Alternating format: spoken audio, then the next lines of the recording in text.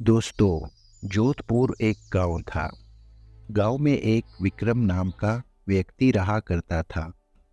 विक्रम गांव में fish curry बेचा करता था। विक्रम की फिश करी बहुत ज़्यादा स्वादिष्ट थी, इसीलिए विक्रम के पास फिश करी खाने के लिए लोग दूर दूर से आया करते थे, क्योंकि वो बहुत स्वादिष्ट बनाता था। अरे विक्रम भैया, मुझे एक फिश करी की प्लेट देना। मुझे तो बहुत ज़ोरों की भूख लगी है आज। जल्दी दीजिए मुझे एक प्लेट। अरे विक्रम भैया, मुझे भी एक फ़िश करी की प्लेट दें। बहुत अरसा हो गया है आपकी फ़िश करी खाए हुए, तो मुझे एक फ़िश करी की प्लेट जल्दी से लगा दें। अरे विक्रम भैया, मेरे लिए तो एक फ़िश करी की प्लेट यहाँ दे दें और एक पैक करवा दें, क्योंकि मेरी पत्नी को भी आपकी फ़िश करी बहुत ज़्यादा पसंद है। अरे भैया, थोड़ा सा सब्र कीजिए, सबको मिल जाती है फ़िश करी। आप लोग बैठिए सुकून से, मैं आप सबके लिए अभी एक फ़िश करी की प्लेट लगा देता हूँ, चिंता मत कीजिए। यूँ विक्रम उन तीनों के लिए फ़िश करी की एक एक प्लेट लगा देता है और वो तीनों बहुत ज़्यादा स्वाद लेकर विक्रम की फ़िश करी खा रहे होते हैं, क्योंकि विक्रम की फ़िश करी बहुत ज़्यादा ही स्वादिष्ट होती है। अरे वाह वाह भैया, आज तो मज़ा ही आ गया आपकी फ़िश करी खा के, आनंद आ गया। मैंने बहुत टाइम बाद आपकी फ़िश करी खाई, मिलती ही नहीं है आपकी फ़िश करी। उसी समय विक्रम के पास एक और ग्राहक आता है फ़िश करी के लिए।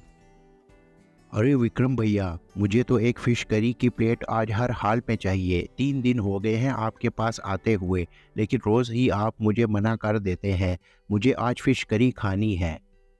अरे गुड्डू भैया, आप बिल्कुल ठीक कह रहे हैं कि आपको फ़िश करी नहीं मिलती, लेकिन मैं क्या करूं? गांव के तालाब में मछलियां बहुत कम हैं, जिसके कारण बहुत कम फ़िश करी बनती है। आप सुबह सवेरे क्यों नहीं आते फ़िश करी खाने, अगर आपको खानी है तो? अरे भैया, आपको तो पता है ना कि कितने दूर से मैं आता हूँ। अब आते आते समय लग जाता है, लेकिन मुझे आपकी फ़िश करी खानी है। लेकिन आप है कि फ़िश करी खिलाते ही नहीं है। अरे गुड्डू भैया, आज तो फ़िश करी ख़त्म हो गई। आज तो तुम्हें नहीं मिल सकती। कोशिश करना कि कल सुबह जल्दी आ जाना, तो तुम्हारे लिए फ़िश करी रख दूंगा मैं।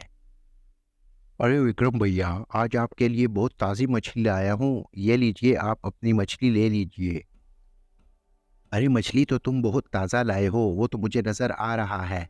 लेकिन तुम ये तो देखो कि कितनी कम मछली लाए हो। रोज़ मेरे ग्राहक बगैर फ़िश करी खाए ही वापस चले जाते हैं। आखिर तुम मेरी मछली ज़्यादा क्यों नहीं करते? अरे विक्रम भैया, आपको तो पता है गांव में एक ही तालाब है और भी मछेरे वहां से मछली पकड़ते हैं। अब मेरे हिस्से में जितनी आती है वो मैं आपके लिए ले आता हूँ। अब और कहाँ से मैं लाऊं, मुझे बताएं। अरे राहुल, मेरी बात सुनो। तुम्हारे कम मछली देने के कारण मेरे बहुत सारे ग्राहक वापस चले जाते हैं और उनको फ़िश करी नहीं मिलती। अब तुम मुझे बताओ कि मैं क्या करूं?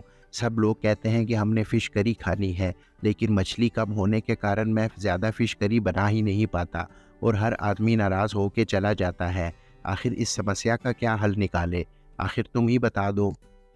अरे विक्रम भैया, आपको तो पता है कि गांव में 3-4 लोग हैं जो कि मछली पकड़ते हैं। अब मुझे आप बताएं कि मेरे हिस्से में जितनी आती है वो सारी की सारी मैं आपको दे देता हूं। अगर मैं अकेला मछली पकड़ता होता तो आपको मैं सारी मछली दे देता, लेकिन अब वो भी पकड़ते हैं तो मेरे हिस्से में जितनी आती है वो मैं आपको दे देता हूँ। चलो इसका कोई हल निकालते हैं कि मैं कैसे अपने ग्राहकों के लिए फ़िश करी ज़्यादा बना सकता हूँ, ठीक है? एक दिन विक्रम पर बहुत ज़्यादा भीड़ होती है।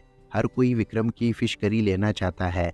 तो उसी समय एक व्यक्ति शहर से आता है उसकी फ़िश करी खाने। अरे विक्रम भैया, एक फ़िश करी की प्लेट तो दीजिएगा। मैंने बहुत तारीफ़ सुनी है फ़िश करी की, मैं भी तो देखूं कैसी है फ़िश करी। अरे आपकी बात तो बिल्कुल ठीक है, लेकिन आज फ़िश करी बहुत कम है और जो लोग पहले से खड़े हुए हैं मुझे उनको देनी है। तो मुश्किल ही है कि आज आपकी बारी आए। अरे विक्रम भैया, आप भी कमाल करते हो। मुझे ये बताओ कि आपकी फ़िश करी की प्लेट कितने की है? हमारी फ़िश करी की प्लेट तो 100 रुपये की है। क्यों? अरे विक्रम भैया, अगर आपकी प्लेट 100 रुपये की है तो मैं आपको 200 रुपये देने के लिए तैयार हूँ। बस आप मुझे एक फ़िश करी की प्लेट दे दो ताकि मैं खा सकूँ। तभी विक्रम के मन में लालच जागती है और वो ये सोचता है कि अगर मैं 200 रुपये की प्लेट बेचने लग जाऊं तो मेरे पास बहुत ज़्यादा धन जमा हो जाएगा। तभी वो फैसला करता है कि अब से वो फिश करी की प्लेट 200 रुपये की बेचेगा। सुनो सुनो भाइयों, जिसके पास 200 रुपये है वही फ़िश करी की प्लेट खा सकता है। आज से रेट चेंज हो गया है, फ़िश करी की प्लेट सिर्फ 200 रुपये की मिलेगी। ये सुनकर पास के लोग वहाँ पर उसके खिलाफ बातें शुरू कर देते हैं। अरे विक्रम कितना लालची इंसान है, दुगना दाम सुनकर तो इसकी राल ही टपकने लगी। ची ची ची, कितना लालची इंसान है और कितना लालच भरा हुआ है इसके मन में। अरे हाँ, तुम तो बिल्कुल ठीक कह रहे हो, ये तो बहुत ही लालची निकला। उस व्यक्ति ने 200 रुपये क्या कह दिया कि इसकी राल टपकने लग गई। चलो छोड़ो, हमने इनसे फिश करी नहीं खानी अब। ये कहकर वो दोनों आदमी वहाँ से चले जाते हैं और दिल ही दिल में बहुत बुरा भला कह रहे होते हैं विक्रम को कि विक्रम ने अच्छा नहीं किया आज उनको फिश करी ना देकर। अब विक्रम पे बहुत भीड़ शुरू हो जाती है। शहर के अमीर अमीर लोग विक्रम से उसकी फ़िश करी खाने आते हैं और विक्रम बहुत ही खुश होता है कि अब उसको दुगना दाम मिल रहा है फ़िश करी का। विक्रम बहुत ही धनी हो जाता है और उसके पास अब बहुत धन जमा हो जाता है। विक्रम ने काफ़ी पैसा जमा कर लिया होता है क्योंकि अब उसके पास गांव के गरीब लोग नहीं आते, जब बल्कि शहर के अमीर अमीर लोग बड़ी बड़ी गाड़ियों में विक्रम के पास खाना खाने आते हैं, उसकी फ़िश करी खाने आते हैं। तो विक्रम बहुत खुश होता है।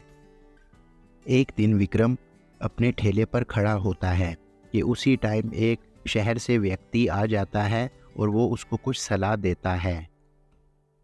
अरे विक्रम, तुम एक रेस्टोरेंट क्यों नहीं खोल लेते? हम तंग आ गए हैं रोज़ तुम्हारे इस ढाबे पर फ़िश करी खा खा के। अगर तुम एक रेस्टोरेंट खोल लोगे तो हम सुकून से तुम्हारी फ़िश करी का आनंद ले सकेंगे और मैं फिर और लोगों को भी तुम्हारी फ़िश करी खिला सकूँगा। क्या कहते हो तुम? अरे वाह भैया, क्या कहने हैं आपके। आपने बहुत ही अच्छा सलाह दी मुझे। अब ये गांव के लोगों से भी मेरी जान छूट जाएगी और वहाँ पर सब अमीर लोग आएंगे खाना खाने के लिए। इस तरह मैं काफ़ी धन भी कमा लूँगा। आप क्या कहते हैं? बहुत ही अच्छी सलाह दी है आपने मुझे। अरे हाँ भैया, क्या कह सकते हैं। मैं तो तुम्हें सलाह ही दे सकता हूँ, मानना ना मानना तो तुम्हारी बात है। वैसे अगर तुमने रेस्टोरेंट खोल लिया तो मैं अपने दोस्तों को भी लेकर आऊँगा यहाँ पर और फिर वो खूब आनंद लेकर तुम्हारी फ़िश करी खाएँगे। इस तरह तुम्हारा व्यापार भी बहुत ज़्यादा बढ़ जाएगा और उसके बाद तुम खूब धन कमाओगे। इस तरह रोज़ यहाँ पर आकर मुझे अच्छा नहीं लगता, लेकिन क्या करूँ, तुम्हारी फ़िश करी बहुत ही स्वादिष्ट होती है तो आना पड़ता है। अरे भैया, आप बिल्कुल चिंता मत कीजिए, मैं आज ही रेस्टोरेंट खोलने पर काम शुरू कर देता हूँ। आप बिल्कुल चिंता मत कीजिए, आप देखिए मैं कितना अच्छा रेस्टोरेंट बनाता हूँ।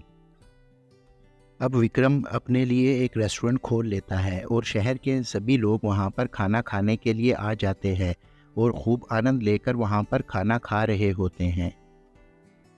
अरे राहुल, अब मुझे तेरा माल नहीं चाहिए। देख मैंने कितनी मछली पकड़ी है, मैं अब तालाब से खुद मछली पकड़ सकता हूँ, इसलिए तेरा माल नहीं चाहिए, तू वापस चला जा।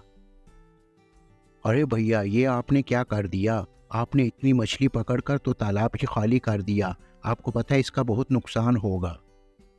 अरे क्या नुकसान होगा? मुझे भी तो बता, मुझे मत सिखा, मैं तेरे से बड़ा हूँ। और क्या नुकसान होगा? मैं अपने लिए मछली खुद पकड़ सकता हूँ, तेरी ज़रूरत नहीं है अब मुझे। अरे विक्रम भैया, आपने तो सारा तालाब ही खाली कर दिया। अगर आप सारी मछली एक साथ ही पकड़ लेंगे तो फिर आगे क्या होगा? आगे आप अपने ग्राहकों को क्या खिलाएंगे? ऐसा तो 1 महीने तक ही चल सकता है।